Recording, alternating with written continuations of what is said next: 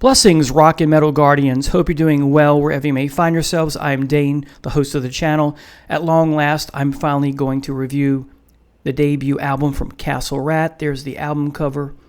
Let's talk about the type of music this is and the lineup. They hail from Brooklyn, New York. They are described as a medieval fantasy doom metal band. On rhythm guitar and vocals, we have Riley Pinkerton, aka the Rat Queen.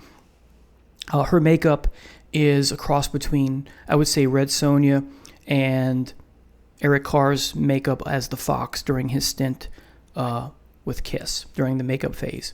Next, on lead guitar and vocals, also wearing a little bit of makeup, is Henry Black. It's not over the top like Twisted Sister, but you can see it quite visibly in certain photographs of the band. Next, Ronnie Lanziolata, the third on bass. He wears a Doctor's Plague mask, as you would see in movies about the bubonic plague, video games such as Bloodborne. There's a character you meet who is an ally at first, but then she becomes your enemy. She has like this feathery crow costume, and it has the hooked beak and all that.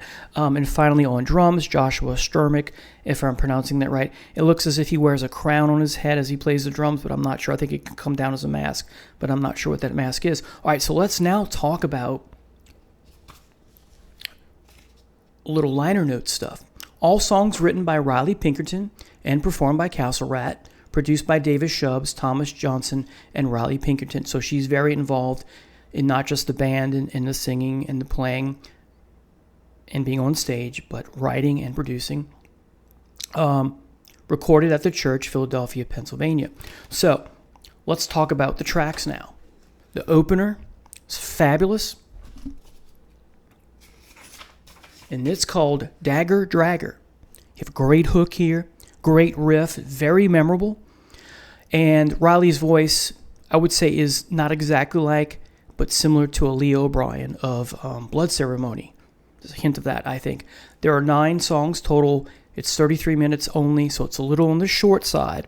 Anyway, back to Dagger Dragger. The bass here is phenomenal. I love this song. It's 4 minutes and 2 seconds long. Next is Feed the Dream. This is a slower, has a slower and drudging or sludgy intro.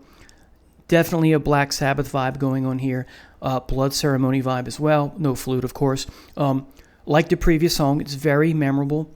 It's ear candy like the previous song. The bass tone is wonderful. The last third of the song, you get this electric funeral vibe coming from the band. It's a short burst. It speeds up, but then it slows down and back to the chorus towards the end. 4 minutes and 31 seconds. I'm loving the song. Next, you have a very short song called Resurrector. It's 1 minute and 5 seconds. It's just simply a bass solo. It's short, but it is very cool. Next, the song is incredible. Red Sands, 6 minutes and 49 seconds. Almost an epic like song, despite the fact that it's not 8 minutes or longer. It does have an epic feel. It starts with an introduction that's mainly just feedback. Well, it is all feedback. Then you get kind of like the sci-fi noise that you often see in those old 40s and 50s movies where the UFO lands and it's a shimmering sonic sound, like a kind of thing. I'm not doing it right. Then the vocals come in. It's slow, it's doomy, with those effects coming back at times, that shimmering sound, that UFO sound. Then it has an Arabian feel to it. Go figure, the name of the song being Red Sands and all that. The tone here, hence the title, the tone, that Arabian tone, again, hence the title of the song, is just phenomenal. The vocals here are even more wonderful than previous 2 songs. Halfway through, the pace picks up. It gets into a more groovy vibe, a definite Black Sabbath influence. And here, when the guitars and the bass and drums get in sync, more so than ever in the song, it's just like, wow, it's just amazing. It's phenomenal. Again, that Black Sabbath vibe. 2/3 in, the slow pace returns, and then at the 5 minute and 13 second mark, you get a shift in tone. It picks up again, but it's a different type of picking up or fastness. Wonderful guitar, bass and drums. It's fabulous. The voice goes so great with the music here. And then you get a catchy outro, and then it ends as the song began. It comes full circle with that feedback that the song started with. Just fabulous. The fifth song is called The Mirror, 1 minute and 16 seconds. It's just a simple acoustic pastoral medieval piece. There's a certain chill or hauntingness to it. It's subtle, but I do like it. The next song is also fabulous. It's called Cry For Me, a little different from what we've had on the album so far. It's a folky, 70s sounding rock ballad. The highlight here is, of course, meant to be Riley's voice. And there's something arousing about her belting out "Cry For Me, Baby" over and over again. It's very arousing. It's great. It picks up later in the song, about 2/3 of the way, and it gets a little heavier. As expected, it slows down again to end the song. Just a fabulous song. I love this song. Seventh song is Realm. It's 49 seconds. It's medieval sounding. It's like a soundtrack to a movie, and it's essentially the intro to the next song, which is called Fresh Fur, because there's no pause. It segues right into Fresh Fur, which is 3 minutes and 43 seconds. This is a great, heavy song. It's a doomy. It's so heavy. Overall, it's got this fantastic Sabbath-inspired doom metal tone and vibe to it. The guitar solo here is dynamite. And then finally, the ninth song is Nightblood. 5 minutes and 44 seconds. It's more slow. It's more slow, sludgy, Sabbathy, doomy goodness, like the previous song. The guitar here, like the previous song, has an amazing solo. It's one of the best parts of the album, and it has a cool ending, which I won't give away.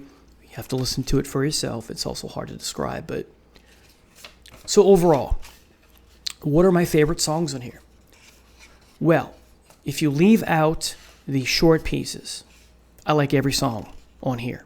My favorite song here is the opener, Dagger Dragger, but Feed the Dream is right up there with it, as is Red Sands, as is Cry For Me, although a little different, as is Fresh Fur and Nightblood.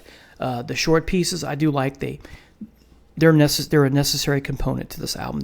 They're showing you what this band is about. And as far as the label of this band, the type of music, medieval fantasy doom metal, it's because of the dress that I mentioned, although briefly. She comes out with a sword, and she refers to the audience, from what I've seen, as her rats or something like that. She is the Rat Queen. So there's a lot of props involved. It's fun. It's meant to be, but the music is serious. It's heavy. It's great. Her voice is phenomenal. I think I'm loving this album. So overall, what is my rating? I'm giving this a great, which is a 9 out of 10 or 11 for me. My only criticism is the album's too short, only 33 minutes. Could you call this an EP, perhaps? Now, here's what I hope from or for this band. I hope they have a long, successful career. I hope they have a long, well-loved discography, but only time will tell. I'm loving this band. I can't wait for more.